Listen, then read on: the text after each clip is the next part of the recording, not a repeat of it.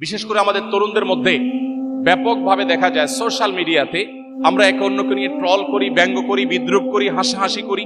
ইসলাম আমাদেরকে শুষ্ক কোনো জীবন ব্যবস্থা দেয়নি, বরং ইসলাম আমাদেরকে যে জীবন ব্যবস্থা দিয়েছে এখানে বিনোদনের সুযোগ আছে।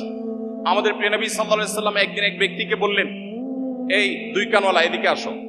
এক ভদ্রলোককে ডাকলেন, একজন সাহাবীকে ডাকলেন, ইয়া সাহাবাল উজনাইন আও ইয়া জাল উজনাইন, অর্থাৎ হে এই ব্যক্তি যার দুইটা কান আছে তুমি এদিকে আসো। এখন দুই কান নেই কার? সবারই দুই কান আছে। এটা তার রসিকতা ছিল। নবী সাল্লাল্লাহু আলাইহি ওয়াসাল্লামের জীবনে এরকম বহু রসিকতা করেছেন যেটা মানুষের মধ্যে হাস্যরস সৃষ্টি করেছে।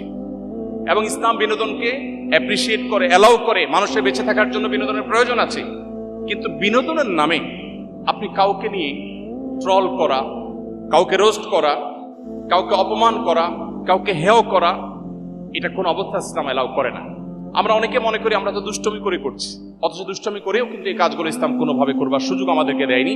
এবং এইভাবে একটা সমাজে মানুষের মধ্যে অন্যের ক্ষতি করার বিষয়টি যে অপরাধ, সে ধারণায় আস্তে আস্তে বিলুপ্ত করে ফেলে। এই জন্য একজন মুসলিম তরুণ কোন অবস্থাতে কাউকে নিয়ে ট্রল, ব্যঙ্গ, বিদ্রুপ করতে পারেন না।